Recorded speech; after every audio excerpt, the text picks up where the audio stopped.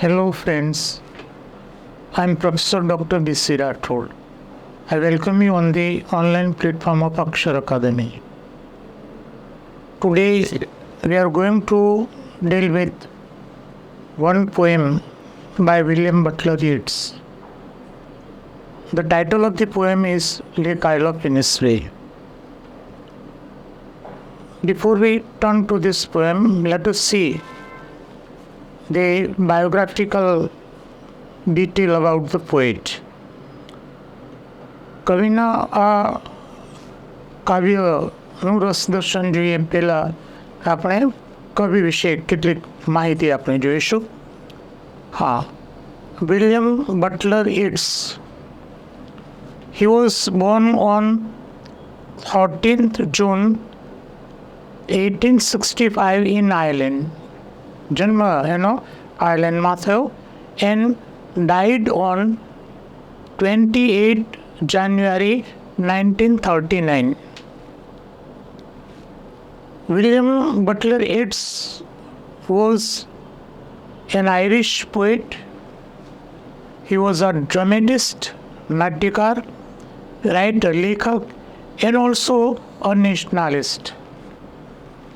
He participated in the national movement. દેશની રાષ્ટ્રીય ચળવળમાં પણ એમણે ભાગ લીધો. He was made senator of Irish Free State. Irish Free State એ પોતે 2 વખત સેનેટર પણ બન્યા. He established Irish Literary Theatre. Irish literary થિયેટરની એને સ્થાપના કરી. He won Nobel Prize for Literature in 1923. 1923માં એને સાહિત્ય માટેનું નોબેલ પ્રાઇઝ મળ્યું. He was a modernist poet. આધુનિક કવિ એને આપણે કહી શકીએ. શરૂઆતમાં એ પોતે નેચર, પ્રકૃતિને લગતી કવિતાઓ વર્ડસવર્થ અને શૈલીની સ્ટાઇલમાં એ પોતે લખે છે. Later on he became modernist. American કવિ એઝરા પાઉન્ડને મળ્યા પછી એની કવિતા છે એમાં એક વિશેષ પ્રકારનો ચેન્જ આવે છે. વિલિયમ બટલર યીટ્સની આપણે વાત કરતા હોઈએ અને જો મોર્ગનનો ઉલ્લેખ ન કરીએ તો એના જીવનની વાત છે એ અધૂરી કહેવાય. He met Morgan in 1889. She was at that time 23-year-old English lady. 1889માં એક 23 વર્ષની યુવતીને એ પોતે મળે છે. એનું નામ હતું મોર્ગન. મોર્ગનની અસર કવિના જીવન ઉપર, એની કવિતા ઉપર સવિશેષ જોવા મળે છે. કવિનો મોર્ગન પ્રત્યેનો જે પ્રેમ છે એની જો વાત કરીએ તો he proposed for the first time in 1891. 1891માં એને લગ્નની પ્રપોઝલ મૂકી. But he was rejected. મોર્ગને ના પાડી. Again he proposed 3 times. ફરીથી એને 3 વખત પ્રપોઝ કર્યું. 1899, 1900 and 1901. 3 વર્ષ 3 વખત ફરીથી એણે પ્રપોઝ કર્યું પણ મોર્ગને ના પાડી. શી મેરીડ જોન મેકબ્રાઇડ. એક મેકબ્રાઇડ નામના યુવક સાથે લગ્ન કર્યું પરંતુ એનું લગ્ન જીવન ખૂબ જ દુઃખી હતું. She was not happy.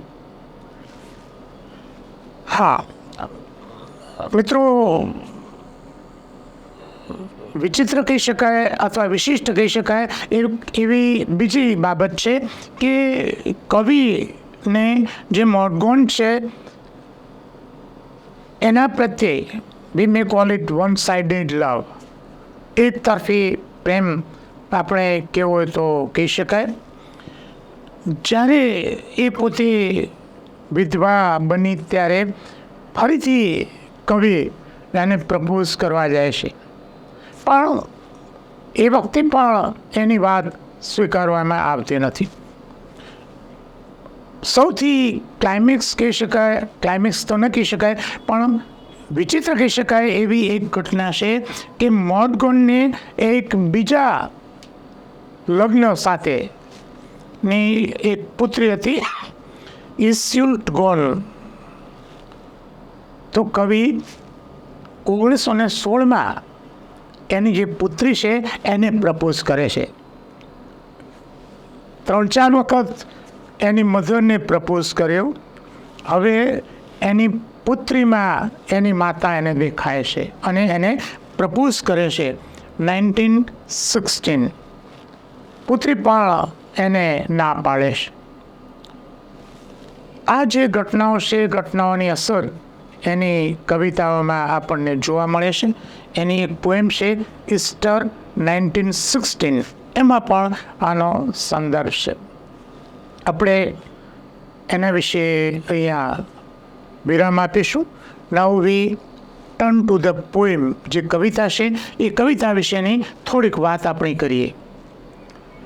The title of the poem is The Lake Isle of Innisfree. The poem was written in 1888. 1888 સાલમાં લખાયેલું આ કાવ્ય. But it was published in 1890. 1890માં એ પબ્લિશ થઈ. The title of the poem is taken from a small island in Lugill in Ireland. Ireland નો એક ટાપુ છે. એ ટાપુ પરથી આ કવિતાનું ટાઇટલ લેવામાં આવ્યું છે. Now what is the theme of the poem? કવિતા શાને અંગેની છે? The poem is about the poet's desire to live a peaceful life in nature. પ્રકૃતિમાં શાંતિમય જીવન જીવવાની વાત કવિ આ કવિતામાં કરે છે. I remember one line by William Cowper, એક ઇંગ્લિશ પોએટ છે. એની પંક્તિ છે, God made the country and man made the town. Country means village. ઈશ્વરે ગામડું બનાવ્યું છે અને મનુષ્ય શહેર બનાવ્યું છે. એટલે ઈશ્વરનું જે સર્જન છે એ શ્રેષ્ઠ છે. It is a creation. And the poet want to live in such a natural life, peaceful life.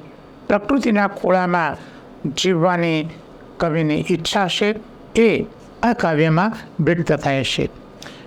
કવિતા છે એની અસર એક અમેરિકન પોએટ છે થોરો, એની અસર પણ આપણે અહીંયા જોઈ શકીએ છીએ. Thoreau has written one book call Walden. Walden નામને એક નવલકથા, ઓટોબાયોગ્રાફિકલ નવલકથા કહી શકાય એવી એક નવલકથા લખી છે. નાઉ what happens in that novel, આપણી કવિતા સાથે એનો સંબંધ છે એટલા માટે હું તમને આ વાત કરું છું. જે થોરો છે એ વોલ્ડન પોર્ડ એક લેક છે, અહીંયા પણ એનો જ ઉલ્લેખ છે. એક સમુદ્ર કિનારે એ પોતે સોલિટરી લાઈફ જીવે છે, એકાકી જીવન જીવે છે પ્રકૃતિના ખોળામાં. Cut off from urban city life, શહેરી ઘોંઘાટીય જીવનથી પ્રકૃતિના ખોળામાં એ પોતે જીવે છે. અહીંયા કવિની આવી ઝંખના છે પ્રકૃતિના ખોળામાં જીવવાની. But now the poet is in city. કવિનો જન્મ આયર્લેન્ડ થયો પણ અમુક વર્ષ બાદ એ પોતે લંડનમાં સ્થાયી થાય છે અને લંડનમાં રહીને કવિને આ સ્થળની યાદ આવે છે.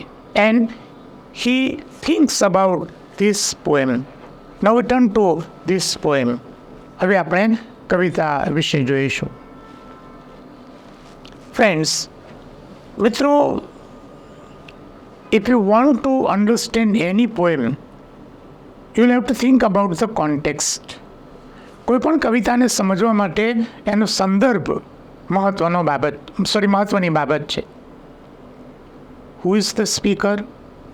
કવિતામાં કોણ બોલે છે, કોને કહે છે, કઈ જગ્યાએ રહીને કહે છે, એની વાત જો તમે સમજશો તો કવિતા સહેલાઈથી સમજાઈ જશે.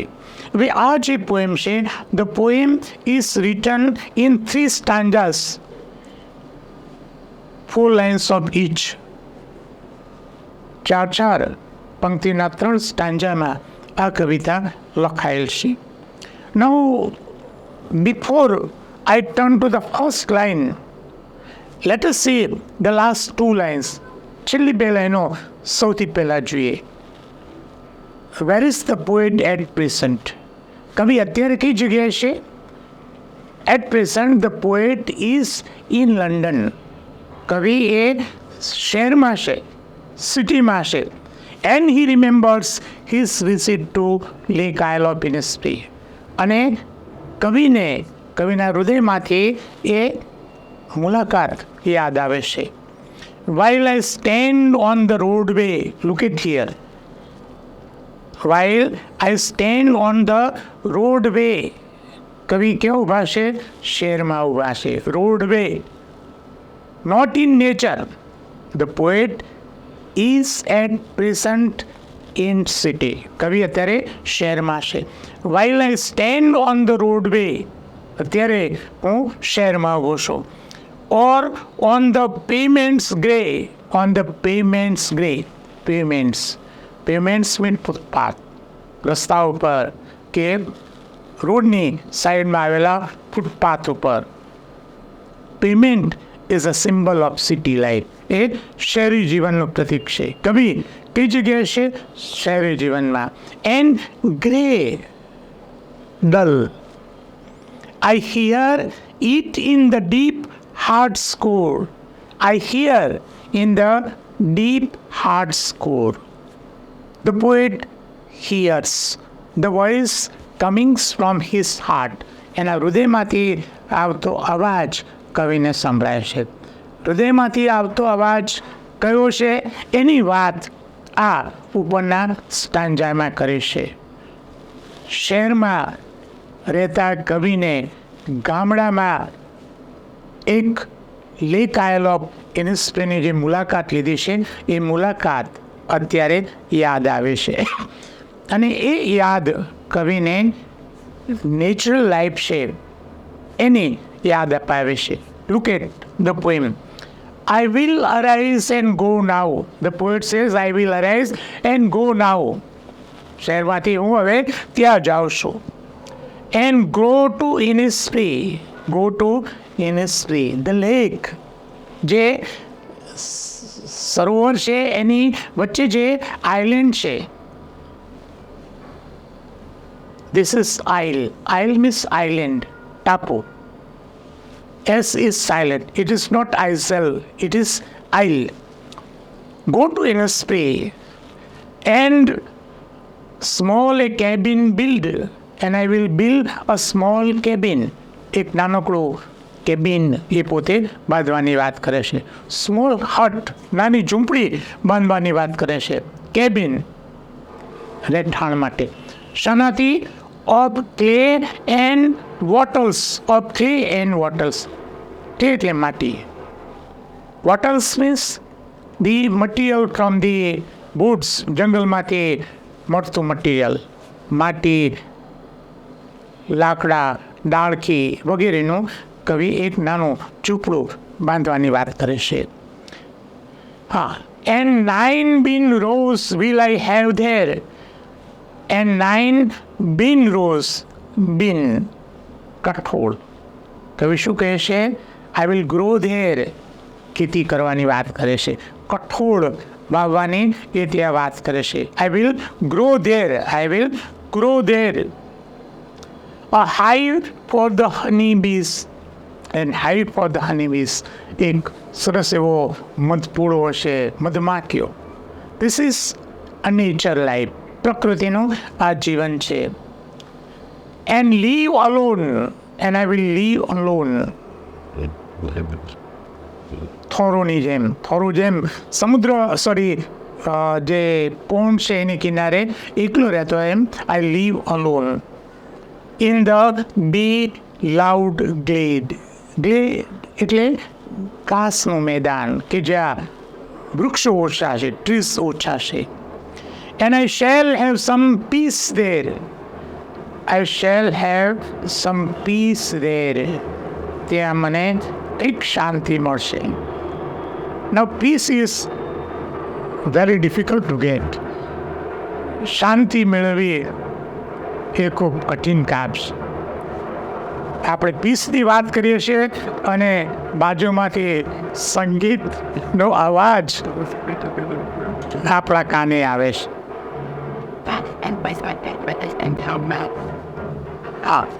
For peace comes dropping slow, and the peace comes from the dropping slow, dropping from the waves of the morning. સવારનો જે એટમોસ્ફિયર છે, where the cricket sings. Cricket is a small insect. તમરું એનો મધુર અવાજ. There midnights all a glimmer. એટલે ઝાંખો પ્રકાશ, ચંદ્રનો ઝાંખો પ્રકાશ, રાત્રે ચંદ્રનો ઝાંખો પ્રકાશ.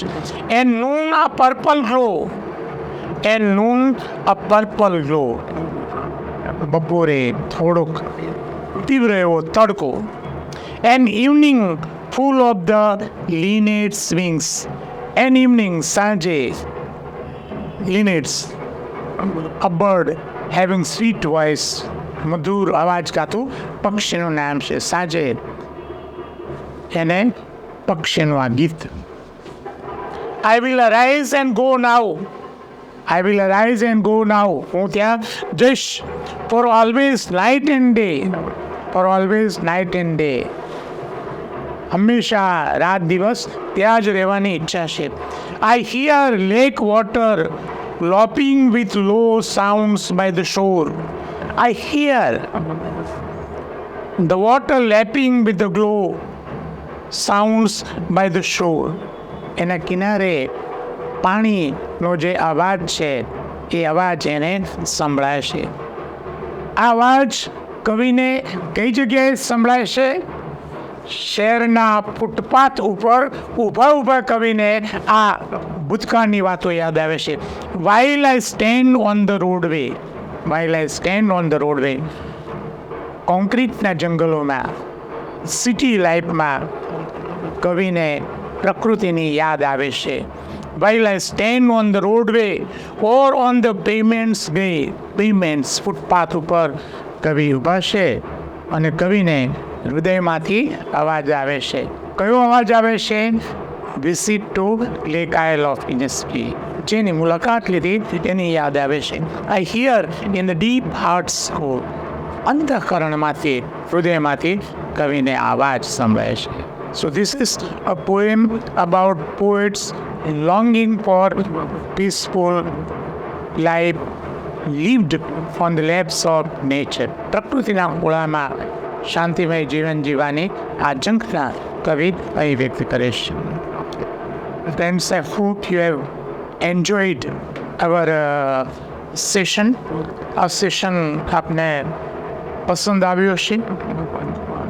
એને like કરીને share કરવાનું ભૂલતા નહીં. કોલેજના જે વિદ્યાર્થીઓ છે એમને ખાસ રિક્વેસ્ટ છે કે હજુ સુધી જો તમે અમારી ચેનલને સબસ્ક્રાઈબ ન કરી હોય તો ચેનલને સબસ્ક્રાઈબ કરી દેશો. અઠવાડિયામાં એક દિવસ તમારા જે સિલેબસ છે એ સિલેબસને લગતી પોસ્ટ અમે મૂકીએ છીએ. અગાઉ 2 કવિતાનું ક્રિટિકલ એપ્રિશિએશન મૂકવામાં આવ્યું છે ઓન હિઝ બ્લાઇન્ડનેસ, અને શેક્સપિયરની જે સોનેટ છે એના વિશે રિમેમ્બરન્સ. એ આપણે ન જોયું હોય તો જોઈ લેશું. અમારી 2 ટેલિગ્રામ ચેનલ છે, BC Rathod current affairs, which gives details about daily current affairs as well as monthly current affairs. રોજિંદુ અને માસિક કરંટ અફેર્સ ઉપરાંત એમાં પરીક્ષાલક્ષી વિગતો મૂકવામાં આવે છે. દરરોજ 2-3 ફ્રી વિડીયો મૂકવામાં આવે છે. Another Telegram channel is Gauravanti Gujarati. Gauravanti Gujarati Telegram channel છે, જેમાં ગુજરાતી ભાષા, સાહિત્ય અને વ્યાકરણને લગતી પોસ્ટ મૂકવામાં આવે છે. હજુ સુધી જો તમે અમારી આ બંને ટેલિગ્રામ ચેનલમાં જોડાયા ન હોય તો એમાં જોડાઈ જવા વિનંતી છે. અને હજુ સુધી જો તમે અમારી યુટ્યુબ ચેનલને સબસ્ક્રાઈબ કરી નથી તો એને સબસ્ક્રાઈબ કરવા વિનંતી છે. વધુ એક આવો વિડીયો લઈને આપણે નેક્સ્ટ ટાઈમે હાજર થઈશું.